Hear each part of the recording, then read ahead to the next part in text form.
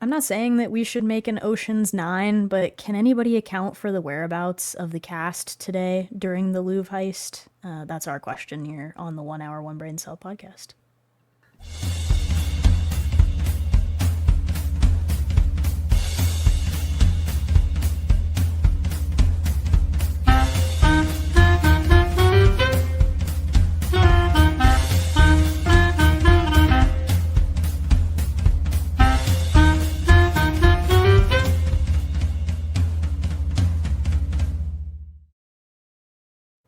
And that's straight up a lie, because we've been saying we need an Ocean's 8 sequel, so give it to us, right? Yes, please. That is the big news. I think that just happened yesterday at the time that we're recording this. I believe it was yesterday. We're going to talk a lot about the Louvre heist and some other stuff that went on this week, because honestly, that's great time filler for us. This is like the second Yes. time that something big has happened during an episode that we haven't had that much to talk about, Right. and has really helped us fill the space. Last time it was Taylor Swift over the radioactive shrimp. This is the Louvre heist over the Victoria's Secret fashion show. So we got a lot going here. And as always, I am joined by my co-host, a man who owns two spices, Richie Flores. And I am joined by my co-host who knows exactly what the shape of water is. Oh, God. It's a rhombus. Oh, no. Did you know that? It's a rhombus. It's a what? A rhombus? So the shape of water is a rhombus, yeah. What? No, it's a... I know what the shape of an H2O molecule is. But, like, water itself, this is the debate, I guess, is, like, are you one of the people that believes that, like, water is wet, or is that not a characteristic that it has? Is that, like, our perception that it's wet, or is it... I'm asking honestly, because I work in an environment with water. I need to know. So you're saying that water in by itself is not wet, but it is when it interacts with everything else that makes things wet. You see? See what I'm getting at here? I see what you're saying, but, like, there's both a chicken and egg, like, yes and no Yeah. to this. Yeah. Because water is not in by itself. Like I have water in my Sure. drinking vessel today. Yep. In my drinking vessel. That's But a sturdy looking. it's like Schrodinger's cat. You know what I mean? It's like the Schrodinger's cat. It's both wet and not wet. It's both wet and not wet. So Okay. right now the water, we don't know what the stasis of the water is. But when we observe it, and like if I were to pour it into my mouth would be wet. But is it by virtue? I see what you're saying. Like that the water. This was not on our This topic was not list. on the talk. No, that the water itself is not the thing that is wet, but that is the state that it causes in other things by being added to it. Yeah. Okay, that's starting to make sense, but it depends how you define, like, the act of something being characterized as a wet object, because if being a liquid itself is how you characterize it, then yes, it is. Right? Well, no, because not. I mean, well, damn it. See, this is the existential crisis we're living in because Like now okay. we are talking ourselves No, I into get a it. pretzel here of I existential get it. dread. We don't have to keep going down this rabbit hole. We can back out of it, and it's Can not we too Google late. it? We can Google it, but it's going to give you the AI summary, and I don't think I trust No, that. we can. No. Yeah, we don't need that. No. Just we'll type go- minus AI. Here we into go. the search bar. This is from Reddit, so we know it's correct. Oh, sure, In obviously. our chemistry, so we know that this is real because it's in our chemistry. Our chemistry. Question. I thought this was appropriate subreddit to ask this on. Me and my friends have been arguing this for days. From a scientific chemicals perspective, is water wet? From a chemical perspective, wet is meaningless and an undefined term. Therefore, you can't get a chemical scientific answer to whether water is wet. From a very practical approach, yes, water is wet. I'm sure you could come up with some wacky definitions that make it not wet, but that's pointless intellectual masturbation.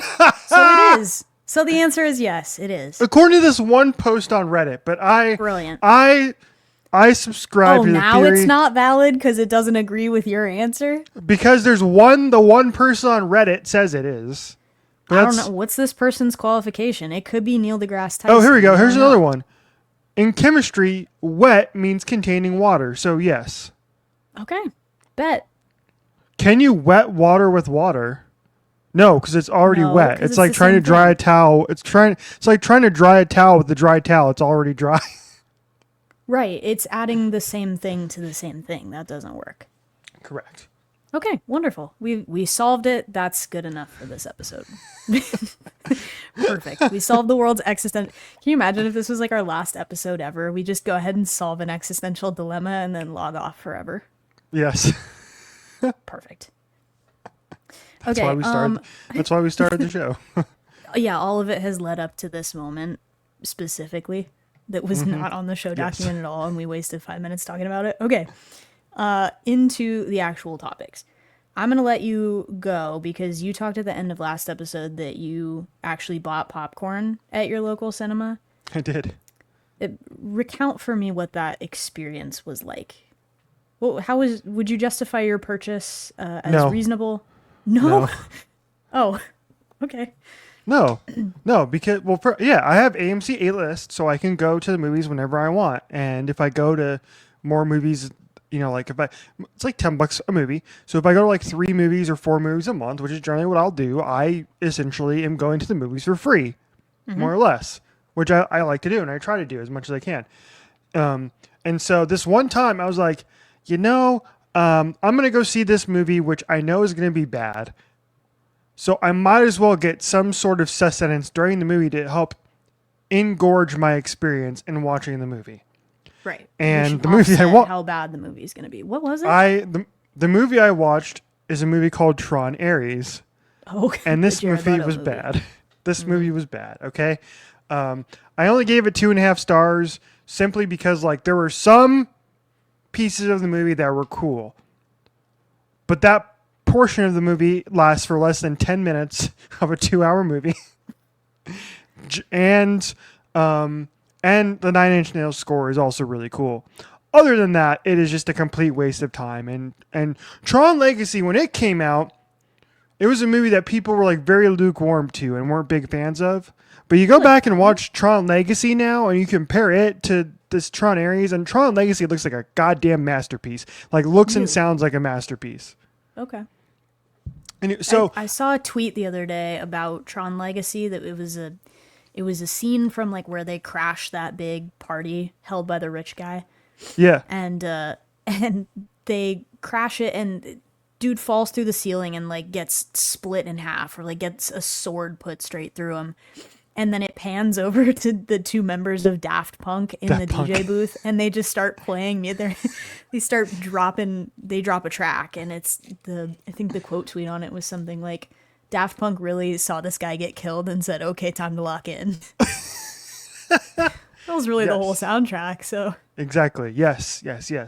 Okay, so I went into the movie knowing this was going to be bad, and I said to myself, you know what? I can get a popcorn, right? I'll just get a popcorn. I usually don't do that. I haven't had popcorn in a while. I'm not the biggest popcorn aficionado All right. in the world to begin with. And first of all, this popcorn was $10 for a medium-sized popcorn. Did you get your free upgrade with A-List? I could have. They said, "Do you want your free upgrade?" And I said to them, "No, I'm one person. I'm not going to finish this." So true. So I just The got ones my are big. So I just got my one regular popcorn, which was pretty massive. And yeah, it was, and I got it once, and did it improve the movie? Absolutely not. All right. I mean, if that's the metric by which we're Yeah. measuring, that's only the second time in the last 2+ years, 3 years, 4 years, maybe even, that I've gotten food during a movie. And the only other time was earlier this year. I went to go see Batman and Batman Returns again in theaters, and I was hungry, and so I knew I was going to be spending the entire night at the theater, so I got the chicken nuggies, the chicken tendies. Chicken tendies were delicious, and that added to the experience. But the popcorn did not. Now, coming up on Thursday, we're going to go see the new Frankenstein movie from Guillermo del Toro. Okay. And it is at like one of Mr. those the like Shape of Water himself. yeah, and it is at one of those fancy like dine-in cinemas in Scottsdale. Those are cool. Have you been there? Yeah, once or twice. Like it. There was one off of Frank Lloyd Wright or Scottsdale Road in the 101 that we've been to a couple of times. That's like a dine-in one. I mean, Roadhouse? Alamo does dine-in. It might have been whatever it was pre Roadhouse because Yeah. it was some years ago. I remember seeing Star Wars, the Force Awakens, so the first one of the new trilogy there, and I think we saw like maybe a Hunger Games movie or something Yeah. one time. Yeah, those are cool though. So I'll be doing that on Thursday, and I'll probably be getting a nice meal. So I'll be having a nice meal while watching Frankenstein, which would be cool. I'm excited. Okay, okay, And we'll report back next week with if it made the movie any better. all right. I'm looking forward to it, but I don't know. I'm not looking forward to Frankenstein. I'm looking forward to your review. I'll probably not be going to see I don't that. understand why you're not looking forward to the movie. Guillermo del Toro is a great director, Yeah, but and like Frankenstein is like we talked about this. Jacob Elordi does not move me. Oscar Isaac, fine, but like it just I have problems with the casting concept here. but he's not playing Jacob Elordi. He's playing what he was meant to be played, which is a monster. And everything I've seen some pictures. Yeah, because he's like very gangly and tall. He's like 6'5" or something. Sure. And I've heard great things. All the reviews seem to say that he did a great job. Don't prejudge a movie. How dare you prejudge a movie before you go see it? I want to prejudge. You just were talking about how you prejudged Tron Ares and said, I went into this movie knowing it was going to be bad, so I bought a popcorn. That's true. But I went to go come see at it, and I went to go see it, and I wanted to judge for myself, and it turns out my judgment was correct. My prejudgment was correct in this case. So why am I not allowed to prejudge? Maybe I'll be right. Oh, good. Yeah, Oscar Isaac might move me. Who else is in the movie? Isn't everybody? There's a decent amount of other Mia people in the movie. Goth is in it from the Pearl. Maxine, whatever the hell. Charles Dance is in it. Christoph Waltz. Oh, Christoph Waltz! Ooh, we Christoph back, Waltz baby. is in it. Yeah. You do not want to go see Christoph Waltz in this movie. Christoph Waltz is one of the great actors of this entire generation. Everything he's in, he's great. He really is. Christoph Waltz is diabolical in Inglourious Bastards, Yes. and I love it. It was so well acted. I just saw that movie for the first time like last year, I think. Oh, no way. Excellent. Really excellent film. Yeah. I don't know if we talked about that one. We did not. I think it was maybe pre-podcast. I'm not even sure. Yeah. Yeah. It was certainly pre our weekly Letterboxd breakdown. Yes. Yeah. Yeah, this cast is great, and you're saying you don't like it. This is crazy. Jacob Elordi as the monster does not move me. Fine. Sorry. I'll go watch it and I will enjoy it. It's coming out on Netflix Sorry at some to point. that So you can Australian sit man, at home and watch it on Netflix without having to pay for it. I'll probably do that. Why would I throw away and then you'll money come back from- and you'll come back and give it 4 stars on Letterboxd, and I'll be like, I told you so. I don't know, maybe. Like, why would I throw money out of the Tate Fund to go see Jacob Elordi? It doesn't feel worth it to me. That's all I'm saying. Oh, God. I really do love that we've what's the term? Like, we've anthropomorphized saving money. We've given it a name and a personality. We've attached meaning to it, and it does make it more fun to like not spend money. I'll consciously make a decision. I'm at the airport. I'm debating the $6 bottle of water. I'm like, no, I can't do it. Can't do it. Okay. Let's move on past whatever that was. Let's go to tracks of the week, since hopefully that will be quick. What have you been listening to? What's new? What's on your playlist? I haven't been listening to much this week because I've been listening to an audiobook. Ooh, what are you listening to? I am currently. Hello? Is there a bug? There's a gnat. think it's the same one that's been in here for like several weeks. Terrorizing. It is. I had this book recommended to me, so so I'm listening to it. It's called Red Rising. Red Rising. Okay. Have you heard of this? Author Pierce Brown. I have not. Very popular book series, like It's fantasy a series. book, Okay. sci-fi fantasy series. And it's 6 books so far. Oh God. Yeah. Okay. And so far I'm not a fan. Like I'm halfway through it and I'm just like struggling to get through it. It's just not my vibe. But it's like one of those things like in a TV show or a book where it's like people will tell you like first season's not that good. Just get through the first season. It gets better in the second season. We promise with shows you. like that, though. I really do have problems with shows like that because I'm like, if it's not good right away, what's motivating me to stay? Yes, I that's just how have I to feel. take your word for it that it's gonna get better. That's how I feel about this book the entire time. Okay. It is, it's like anytime we've gotten hooked on a TV show or anything else, it is like generally there are characters that you latch onto and you like, and that's why you keep watching. And in this case of this book, there's just nothing, no characters that I care about in this. So I'm gonna do my darndest to finish this stinking book, but it's gonna be rough. I only have like a week left on my loan through the library, so I have to listen to 8 hours of it in a week. So I have to listen to like an hour per day to try and finish it before it's due back. So I'll do my best. Well, I don't know if it's on the free plan, but I think Spotify has audiobooks now. Check that out and see if you can get it there. Yeah. I mean, use your library card, ladies and gents. Get a library card and use it. But I'm kind of interested reading this like synopsis. It's like a little Interstellar. Yeah, I've been told it's like a mix of like Game of Thrones and then like the first book is a little bit more Hunger Gamesy, I guess. And it's like and a little bit of Dune as well, I guess, because Dune has that like intergalactic war going on. So I've been told that that's like what's to come in the series, but none of that happens in this first book, and it's kind it's been very it's been very underwhelming, unfortunately. All right. So well, yeah, I have other books in my read list that I'd probably much rather read. All right, fair enough. Not everyone is a winner. All right. Let's see. What do I have in music? I'm trying to pull from my liked songs here.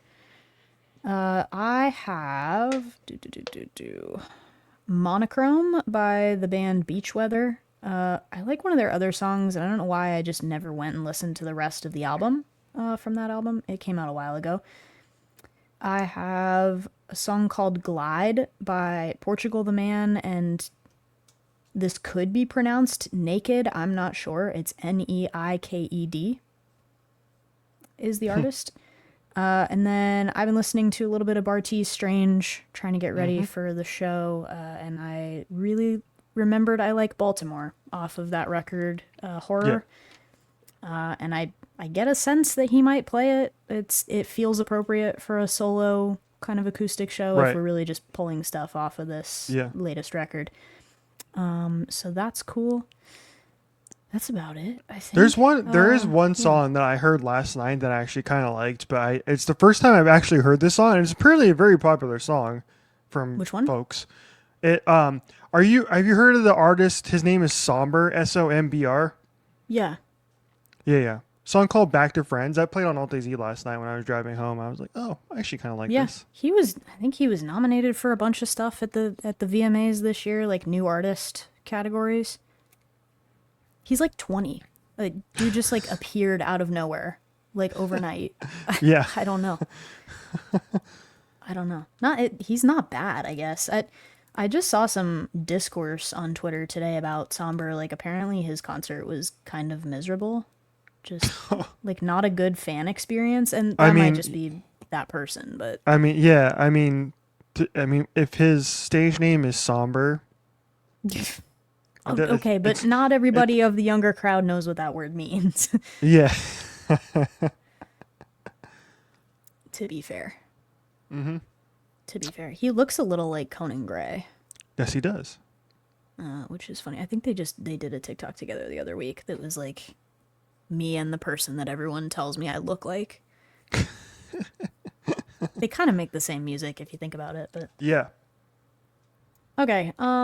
Might I add as a segue another track I've been listening to lately? The song is called "The Louvre" off of Lord's album Melodrama, which got snubbed for best album the year that it came out. But let's talk about the Louvre jewelry heist. When I texted you about this, were you just were not aware that that was a real thing that happened? It was a prank, or it was a I prior thought, news I thought story? you sent me like a silly TikTok. You said, That's all. okay, in all caps, wait, pause. There was actually a Louvre heist? Like, yeah, because I did. I sent you that TikTok earlier today that it was, people are fast. Let me tell you, this person was like outside, theoretically, the Louvre. I don't know. They were outside of a building somewhere, and it was like Louvre Hall, and it was them just like pulling all of this random jewelry out of a bag and being like, this is where I got it. It's probably priceless. I don't know. And just doing the whole bit. And there were like sirens going off in the background. It would have been funnier if it was shot at the actual Louvre, but I can't prove that at this period of time.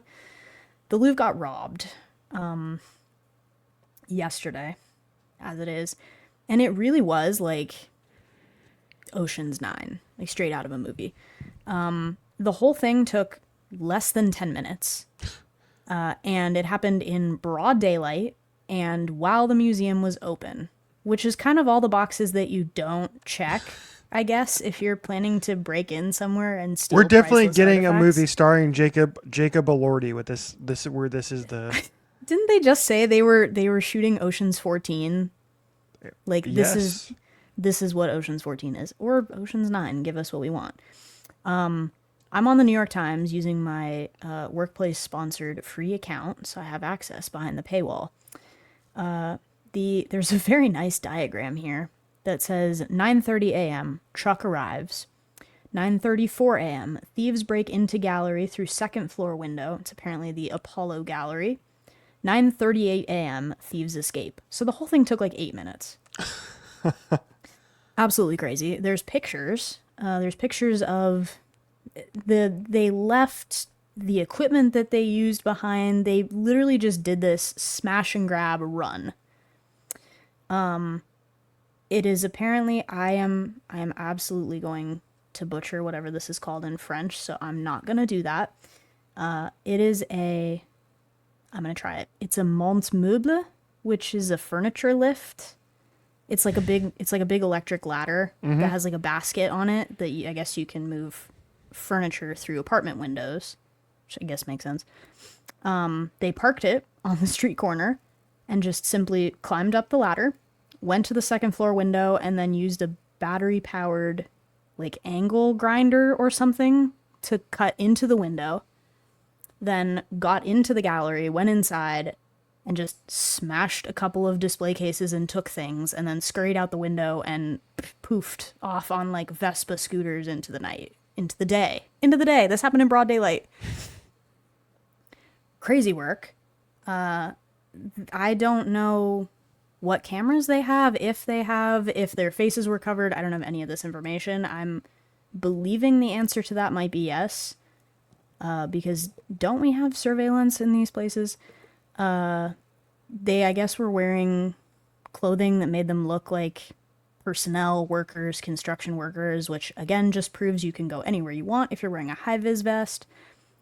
They stole 8 precious objects, a couple of necklaces, and a tiara or a crown.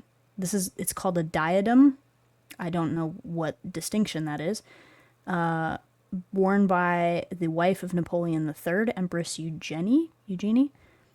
And they dropped that item. So they had 9 things, and they dropped the crown, like, on the way out. They got the necklaces and the earrings and things, and then they dropped the crown, and they found it, like, in the street.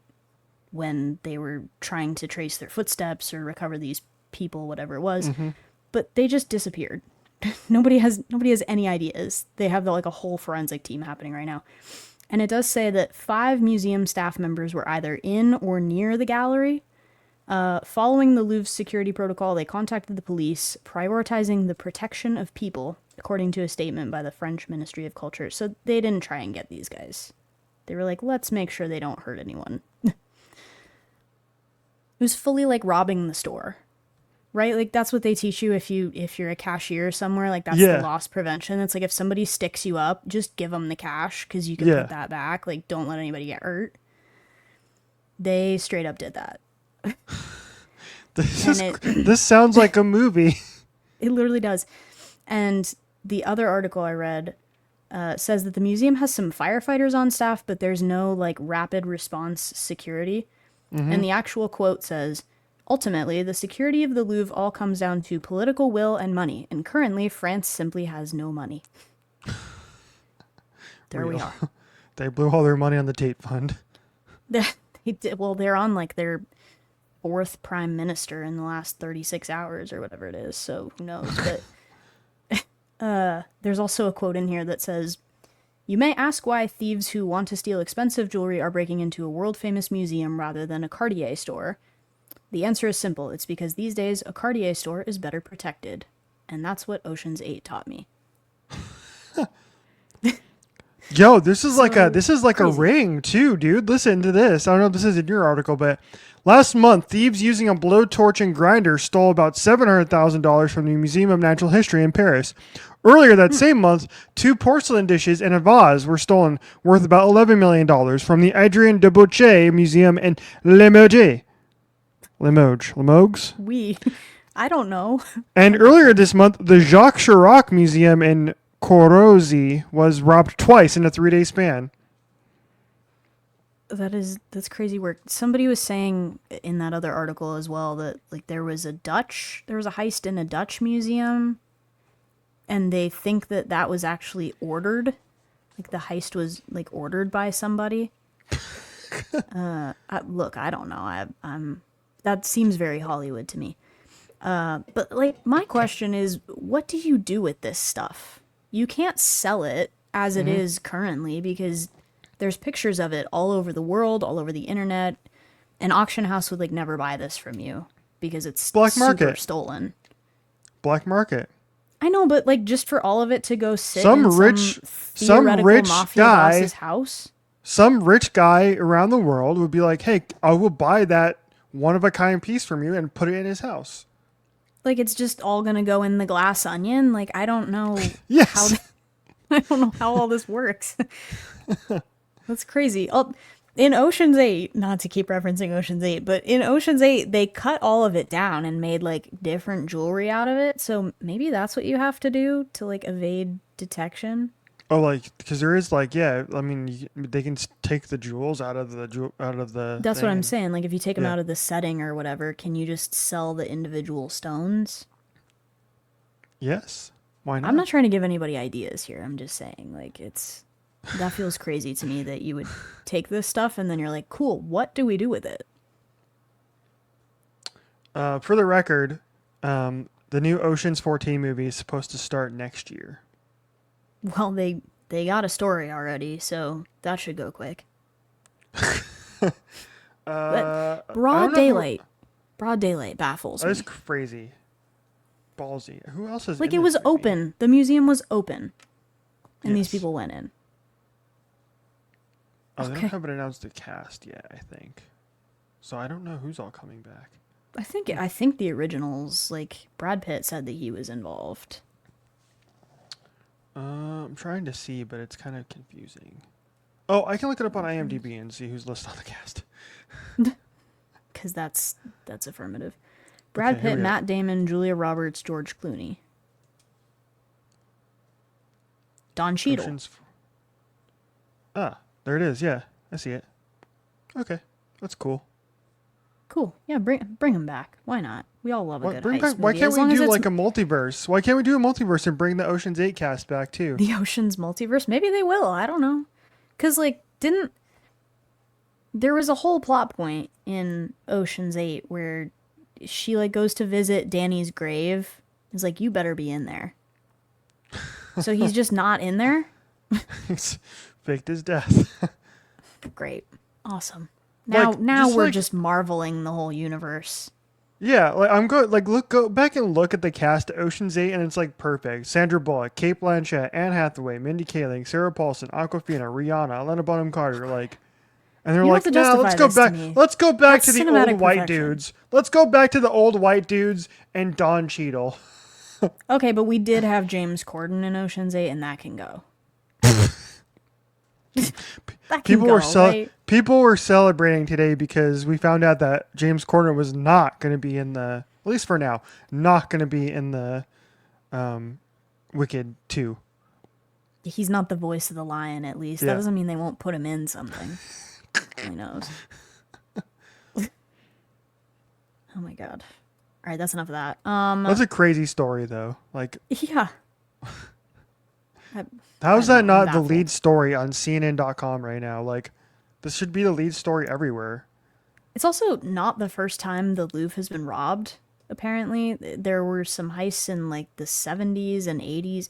The Mona Lisa was stolen a Right. long time ago, which I did not know, but then it was like recovered. I'm not very much of an art buff. The only one I know about strongly is that Gardner Museum heist that happened in Boston because there was a documentary about it. Yeah. I remember I watched that one. That was pretty good. Mm-hmm. Okay. We have.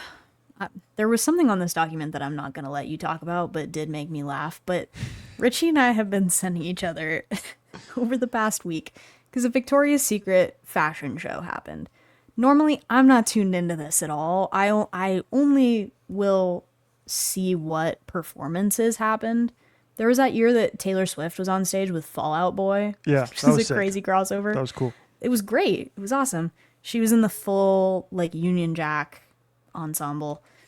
That was a good year. But of course it ended up on both of our timelines because some of the models were walking to Sports Car by Tate McRae, and Tate was posting it and just whatever. And I told Richie that as a child I had a fear of Victoria's Secret. You kind of also agreed with this, not in the way that you were like afraid of it, but just from a general perspective, Victoria's Secret made us both super uncomfortable when we were kids. Yes. Yeah. I've been waiting to hear the story, but yeah, it's like I feel like it is like you go to the mall when you're like, I don't know, less than 10 or something, like Well, 8, I don't 9, like 10, whatever. again, I don't know if that's still a thing because people aren't going to malls anymore in the way that we used to. No, that's correct. Kids But I don't think just they're go to the mall. yeah. Lame. And so yeah, they always had the scantily clad women put on their posters and whatnot. And so I feel like, you know, when I was much younger, it's like it's one of those things where you know, my mom or whatever would just like walk me past super quick or like try to get us past there because I wasn't Like, cover supposed your like you're not blinders supposed on. to see those scantily clad women as a 9-year-old. Right. No, I agree. I feel like that's a universal experience. I was like, Yes. I'm not supposed to be looking at this. I was texting my mom about it. I was trying to get her to confirm this.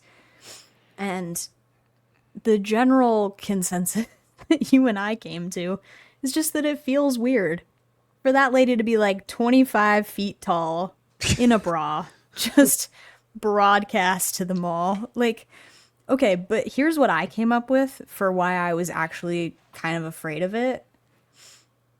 I think it's the name. I think it's the name Victoria's Secret because as like a 10-year-old, I was never guessing that her secret was that she had like a lace bra. I was guessing her secret was like she had a head in a handbag. Like, what's the deal? It's kind of ominous. Like, what's Victoria up to? Mm-hmm. That doesn't make sense now in the context that I'm at when I got older. But I was never guessing what Victoria's secret was, and it wasn't that she had like a purple lace bra. Did we Like, ever no find out chance. what the secret was? Is that do No. we know? Is it I still a don't secret think- to this day? I don't think so. I think nobody knows Victoria's Secret, but you and I said on a previous episode, if anybody knows it, it would be Lewis Hamilton, and I stand by that. Hold on, I'm Googling it. What? Well, okay, I'm stupid, bro. I literally just Googled what. I Googled what is Victoria's. Like expecting it would give me the answer. What? I'm dumb. Okay, let's put that past us. Anyway, yeah, I tried to confirm with my mom that I was afraid of that, and she's like, I don't know if you were afraid, but you certainly had a weird thing about Victoria's Secret. But here's something, I didn't tell you this part, but the thing I guess that I was afraid of as a kid is the cosmetics brand ROC. ROC. Could not tell you. But I did not like the advertisements for it. I did not like seeing the product in stores or on shelves. Like, if it was in the aisle that my mom was with me, I couldn't be in that aisle. It's inexplicable.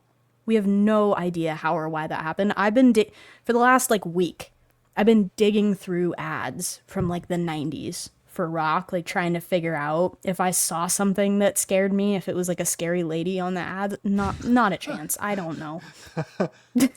Couldn't tell you.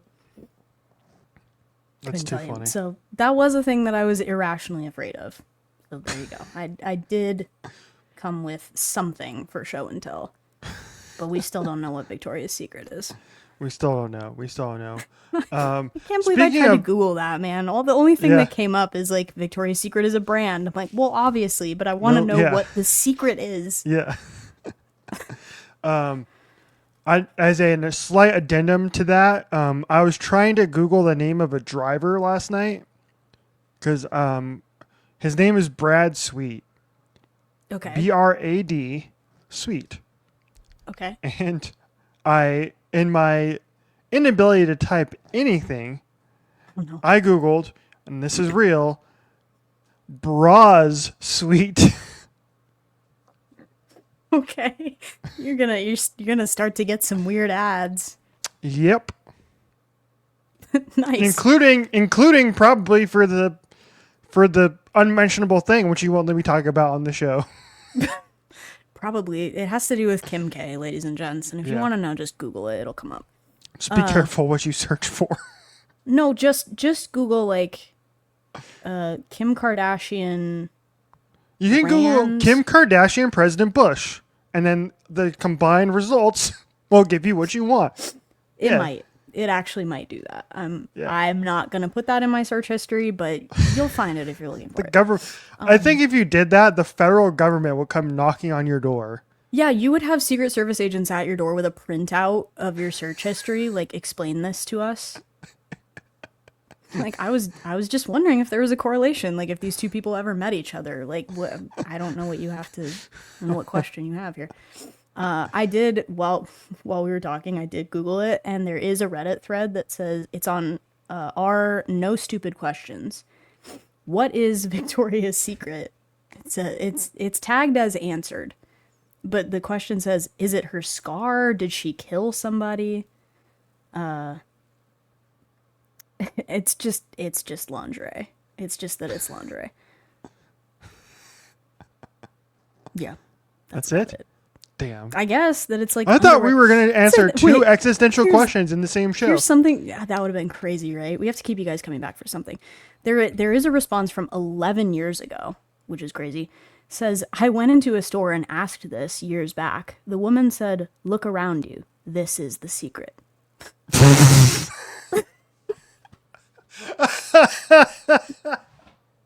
Like, did you run into the genie of Victoria's Secret? That is some ominous shit if I've ever heard it. Jesus. Look around you. This is the secret. Somebody actually says it's because it was founded by a man who was tired of shopping for lingerie for his wife in women's sections of department stores where he might be seen and judged.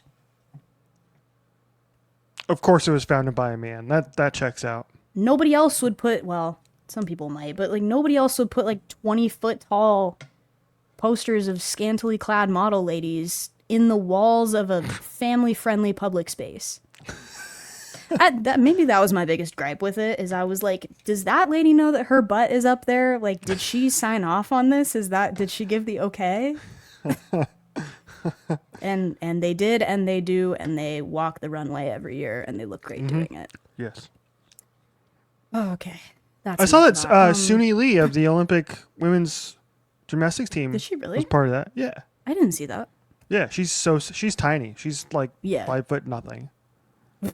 I saw that I saw the members of, I don't know if it's a K-pop group. Who is this? Demon Twice? Hunters? Is it the Demon Hunters? No, the girl group is called Twice.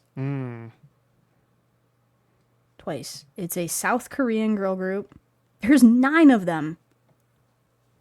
That feels crazy. Like, we couldn't even keep Fifth Harmony together. We couldn't keep the Spice Girls together forever, but you're giving us 9 of them? That's quite crazy. Okay, hope they all like each other. Ocean's 9, there you go. Found it. Okay. Well, since we said Lewis Hamilton knows Victoria's Secret, we can segue into the race this weekend. Major whiplash there. Like, let's go from talking about Victoria's Secret to Lewis Hamilton. There was a race. It was at Circuit of the Americas in Austin, Texas. It was a pretty good weekend for Red Bull enjoyers and McLaren downfall enjoyers. I think that we can agree on. Championship is on. Remember when we said that like 4 weeks ago? We're starting to believe. Yeah, we said that like 4 weeks ago, and all of us were like, "Oh, you idiots! What are you talking about? You unhinged psychopaths. No, this is not happening." I'd like and to then think we're we 4 just weeks know later. Now we're 4 weeks later, and a 104-point gap has been dropped all the way down to 40 points between the top 3 drivers in the championship, which is awesome. I stand by the RB21 enemies to lovers arc.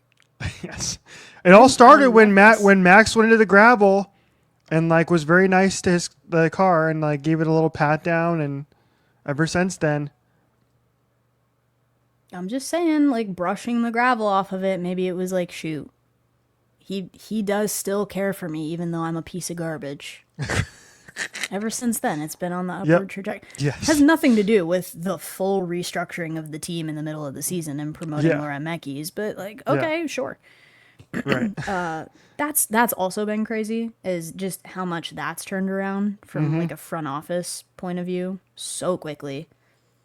I don't know, maybe that was what we needed. I don't know. Helmut Marko is back to rage baiting on main. He's just like, well, the McLaren obviously fold under pressure, so let's just keep doing that. Like, you're like 85. Why are you rage baiting on the timeline?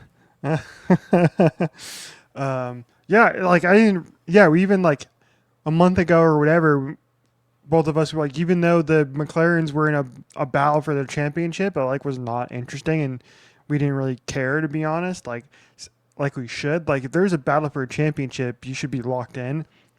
And now with 5 races to go, I feel like that's happened now. Like, we have a legit drivers' championship on our hands here.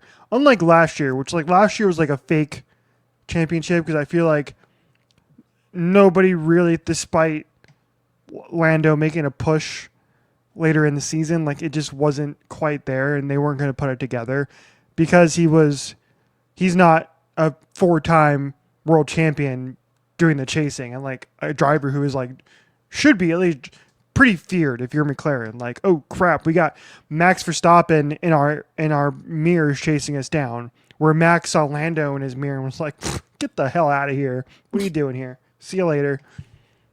I can't explain to you how immeasurably happy I was on Saturday. I was out at the tailgate and I didn't have good enough service to stream the sprint race. I was immeasurably happy when you told me that the McLaren collided into turn 1 and that eventually they were both out of the race. Yes. I was walking up to random people that know nothing about F1 at our tailgate and like high-fiving them. I was like, the McLarens are out. They're like, what does that mean? Like, be happy. It's fine. That was wild. I can't say I've never seen anything like that, but Nico really accidentally did go bowling. No, I don't think that was Nico's fault. I don't either. I think Not one Piastri turned across him. Yes, he did. But he was involved. the carnage into turn one. Yeah. Somebody had posted an image and it was like, this is not an F2 race. This is F1. These are the senior drivers. And this is what it looks like. Yuki was dragging along a Sauber front wing Yeah, just under his car. He's like, that "It's was mine now." crazy. He gained 11 spots. He gained 17 one over the corner. course of the weekend. Yeah. I mean, great weekend for Yuki in a car Yes. that has not been his favorite all year. Yes. He's driving it into the points. He's doing a pretty good job back there. Now, separating Max Verstappen, who is essentially his own team in the constructors, but there is a race for second or third place happening as well. It's pretty tight between Mercedes and Ferrari and Red Bull at this point. Could be anybody's game. Max going into late in the Verstappen season. getting second in the constructors on his own. Crazy. Yeah, that would be. Does he get the that would be bonus? something. Does he get, because you get money if you, depending on a certain amount of money, depending on where you finish in the constructors. Like, does Max get that money? Because he should. He's earning it, but no, I don't think he wants it. I think he just wants to be assured that the car will be competitive next year. Just the Sidetracking early back. report. Yeah. Swerving back to something from the sprint race. I sent this to you and it pissed me off. I'm sure, and I don't know if it pissed you off too, but it's just, again, everything that comes out of the folks at McLaren's mouths, I don't know how anybody can like this team or root for this team. Like, it is like Red Bull used to be the evil empire for a lot of people, I feel like. And I see more and more people now starting to come in because based on some of the stuff Lando was saying last week and some of the stuff that was coming out of his mouth, so it was just like he was just talking out of his ass. And It's worth noting also that most of this is not coming from Oscar Piastri. It's coming from Lando Norris and Zach Brown. Yes, correct. Yeah. Wonder where the problem is there. Okay, but anyway, so after the sprint race, Zach Brown, Wonder if of they're course, related. Anyway, there's nobody that loves a camera more than Zach Brown, this dude. If there's a camera or microphone, this guy will freaking find it, and he will say the stupidest stuff you've ever heard in your life, including after the sprint race, which I will preface, he later retracted and apologized and ended up going up to Nico Hulkenberg prior to the Grand Prix and, making amends or whatever. But anyway, the fact that he said this on the record without even thinking, said this. This is a guy, Nico Hulkenberg, who's been in the sport for almost 20 years. Okay. he had just had his first podium this year. Yeah. A driver that I feel like is really, really well respected on the grid as a veteran of the grid.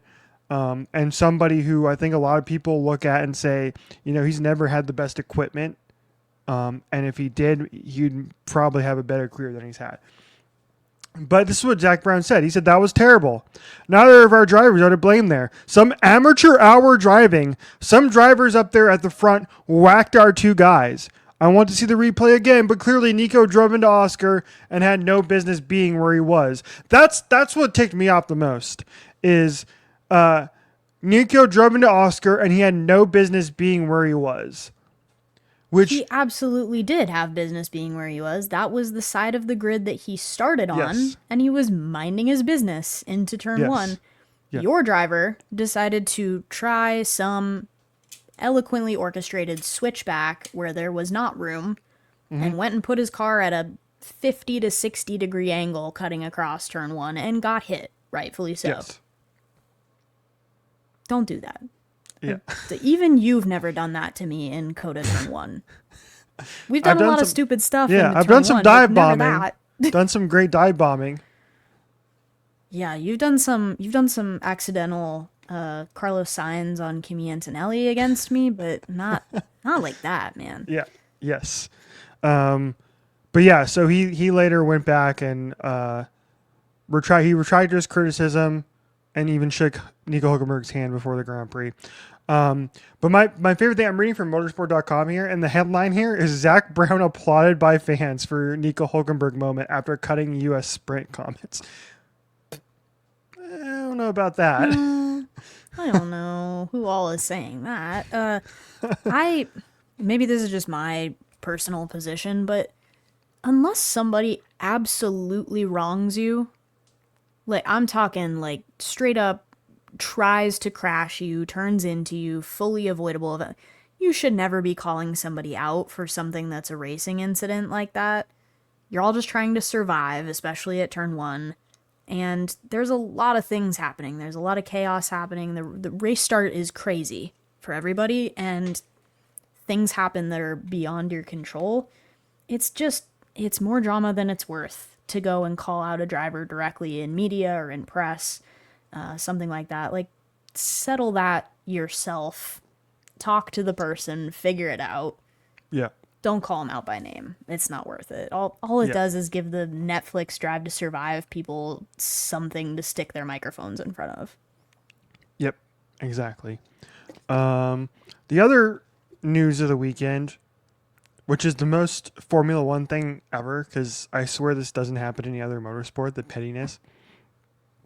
Red Bull was fined 25,000 pounds over a piece of tape.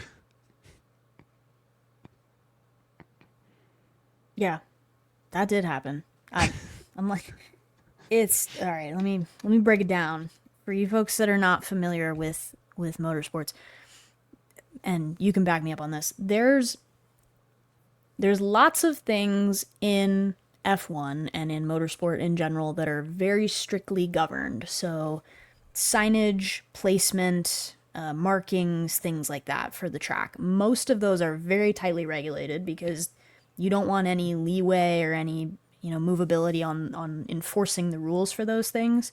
So like the way that the pit boxes look, the way that the signage looks and things like that.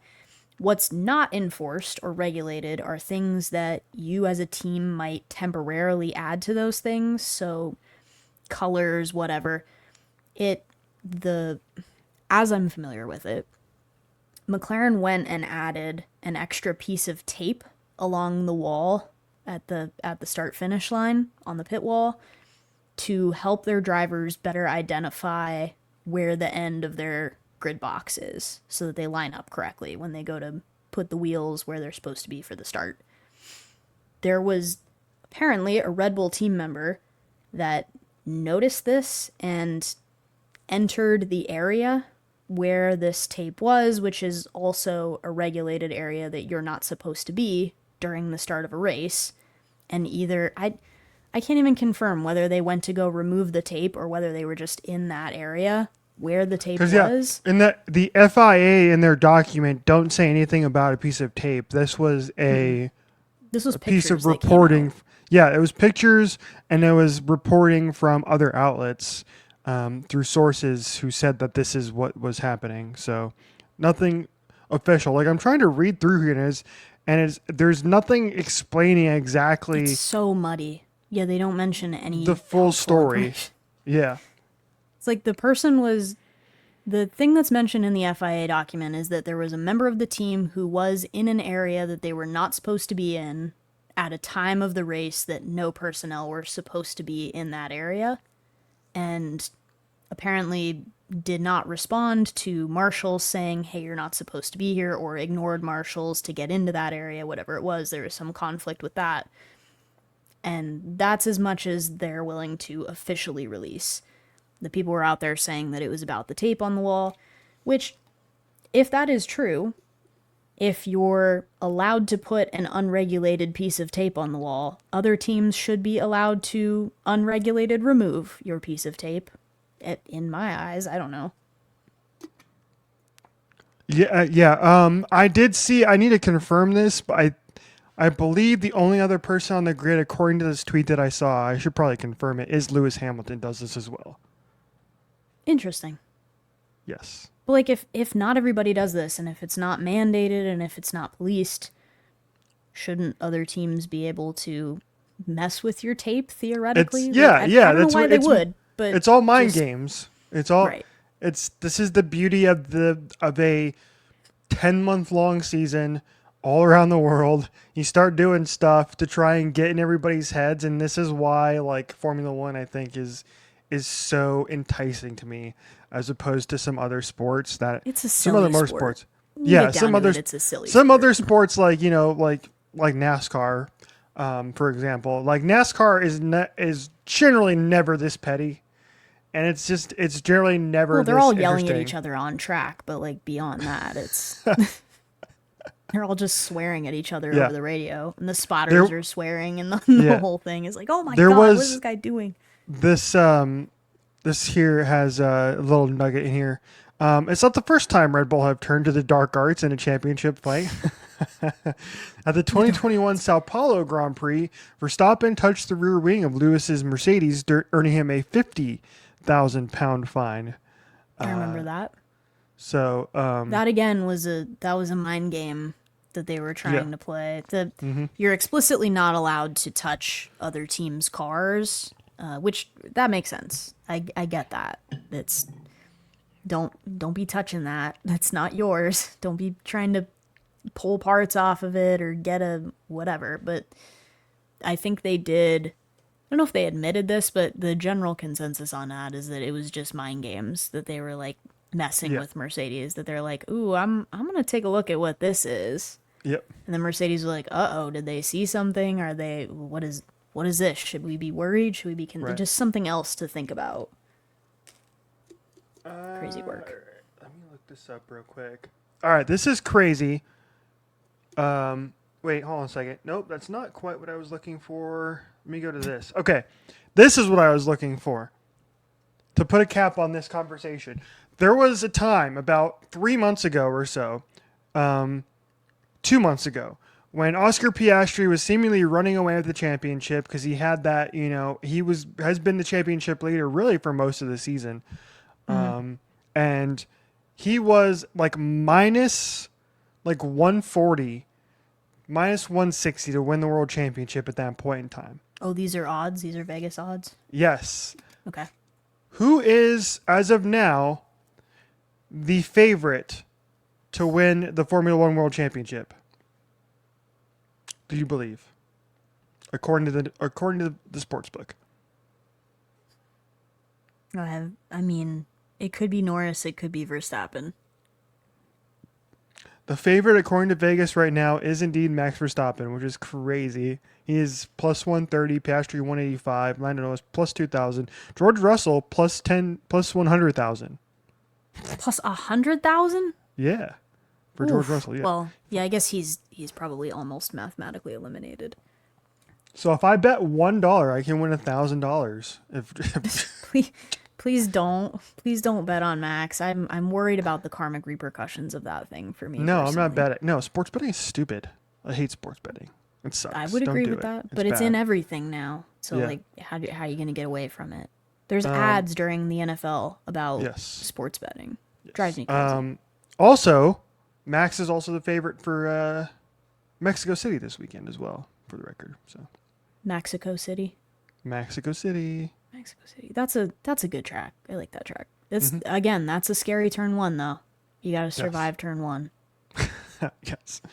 There we go. So that's all of our Formula One. Yeah, and then we didn't talk about the Grand Prix, but great battle between Lando and Chuck for a lot of the race. Chuck, incredible defense, just pissing off Lando the entire time.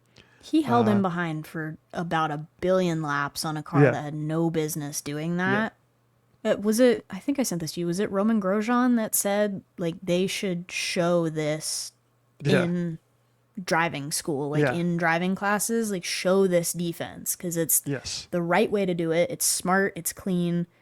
It's frustrating the guy behind you, but it's not hurting you. And really all it did was just make Lando grind down his tires into nothing. And then try again to get past. And he tried so hard to get past that he almost black and white flagged himself, which I was hoping would happen. I was hoping we would get that 5-second penalty, but not to be, alas. So we got a Max, Charles, Lando podium. So we got to see Max and Charles together, which was nice. Good for Charles. And then we got I'm happy for him. him. We got a Ferrari 3-4, which was nice as well. I had one good thing happen to me all season. I was hoping for a Lewis podium. We have 5 races left for Lewis Hamilton to get a podium in Ferrari. The stat I believe is still real, which is he is now the record holder for most races in Ferrari without a podium. I believe that's true. Been rough It was going it out was there. Peroni. I think it was Yeah. prior to Yeah. that. Yeah, they mentioned it on the broadcast, and I don't think that's reflective of the way that he's been driving in this second half of the season since the summer break. He's been much better. He's been much more like himself.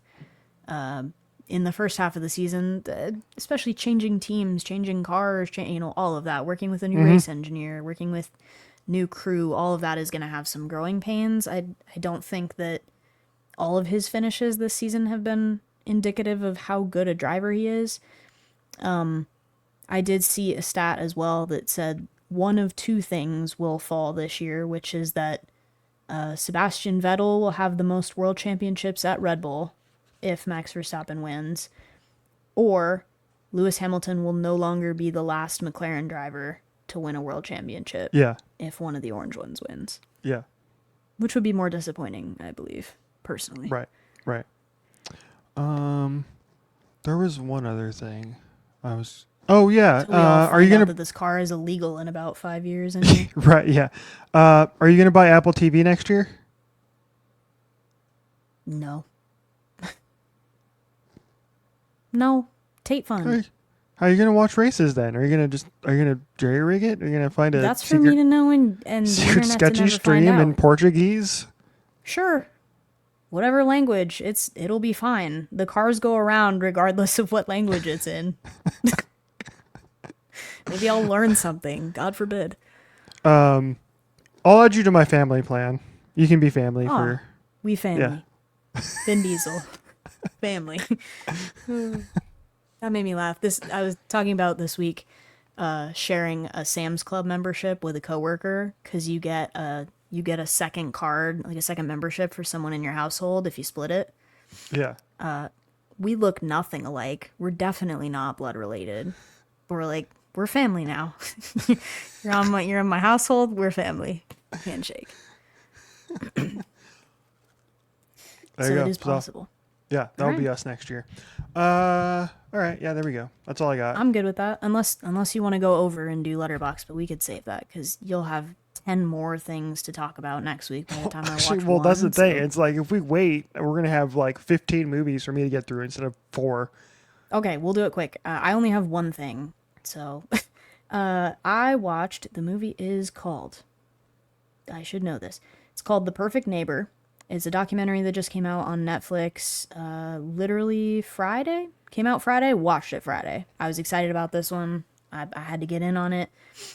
It is almost exclusively police body camera footage and security footage and surveillance, like CCTV, whatever. There's some things from Ring cameras, but it's all pre-shot, like found footage style. And there's no comment. Why did my dad just text me about the Louvre robbery? Anyway, Is he he did. listening to us He right did. now? No, please get out. Get out of my world. Do you know Victoria's Secret? If so, please respond. There's no way he knows. I have a funny story about my dad that I think he'll probably let me tell next week anyway, but it's all found footage. There's no narration. There's no like title cards, anything like that to tell the story. It's simply you get to witness the footage and make up whatever narrative you decide to make up about it. But it's without really giving anything away because the more I say will give away plot points. But there's a dispute between neighbors in a community in Florida that resulted in someone being shot and killed. And it's all sort of recorded footage about how that happened, the things leading up to that, how things were escalating, and then how it was dealt with afterward. And in much of the same way as the last documentary I watched, which was called Unknown Number, again on Netflix, it boils my blood when the not the aggressor, but the perpetrator, thank you. When the perpetrator of whatever they were doing tries to play the victim card and just explain their way out of something that is super heinous and awful, it doesn't make me want to take your side. It makes me hate your guts. trying to justify things that you've done, whether it's like online cyberbullying a person or stalking them or literally shooting and killing a neighbor.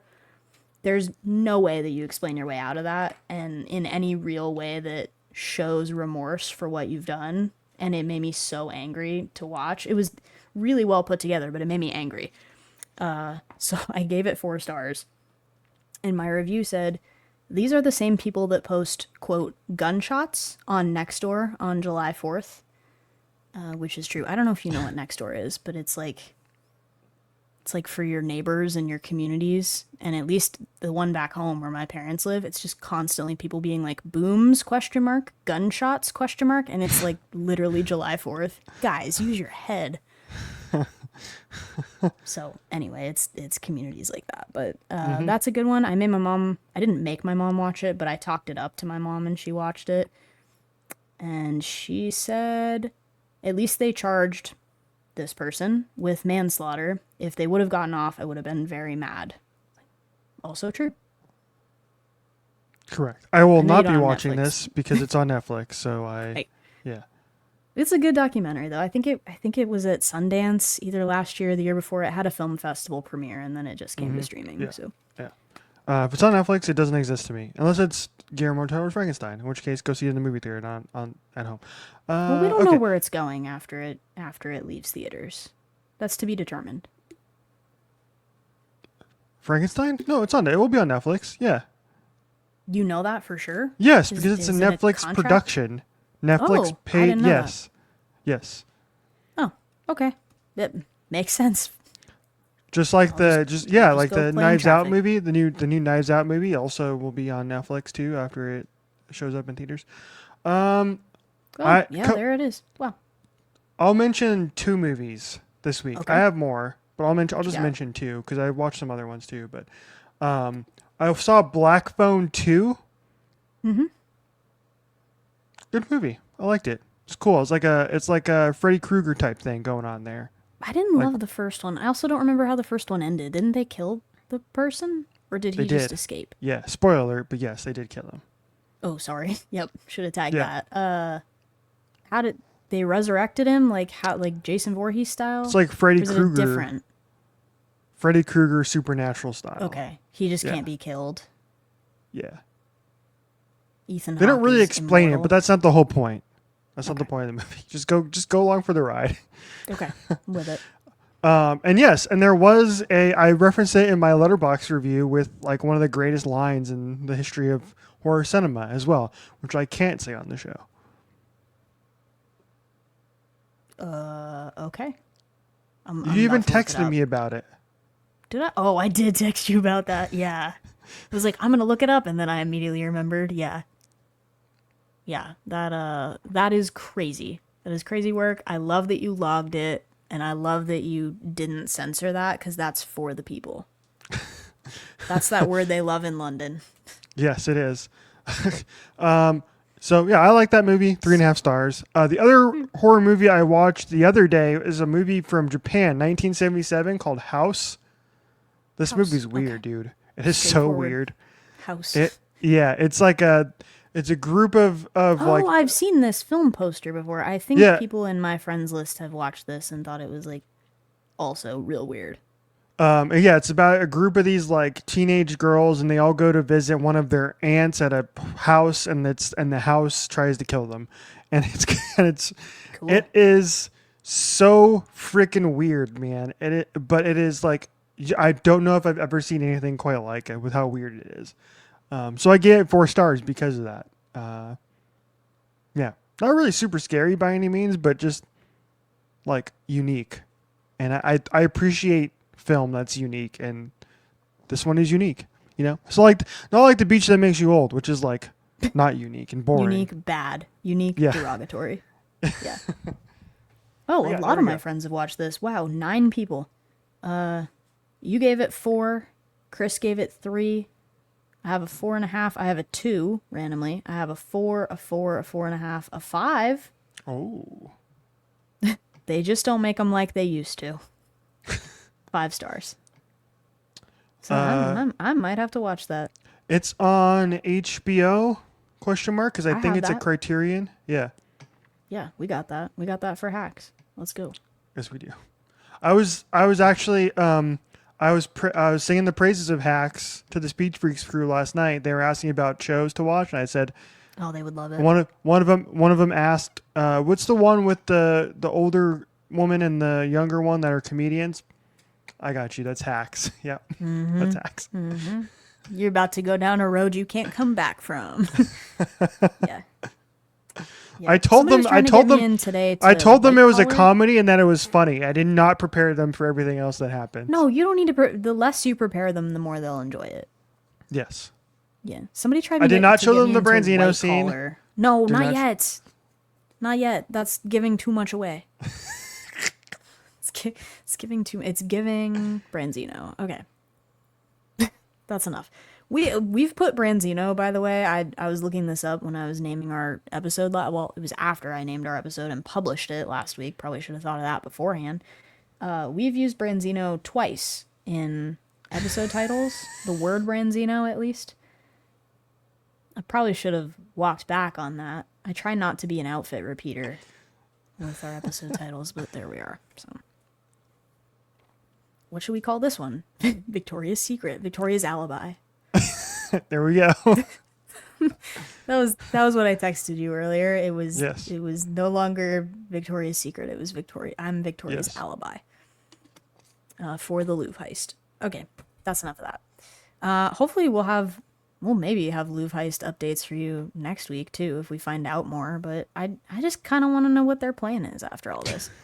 And if you too want to know what their plan is, you can follow us at OHOBC Pod on all your social media. We have Twitter, Instagram, TikTok, YouTube. We'll post this episode everywhere. And thanks for listening. We're on 87 at this point in time. That's too many episodes, I think. They haven't canceled us yet, ready to be baby. done with this? we got to at least get to 100, and then we'll see what happens from there. All right. We'll see you next week for pre-Halloween. So maybe we'll bring something fun. We'll see. Cool. See you then. Oh, yeah, I won't dress up again this year. I might. Okay, bye. Goodbye.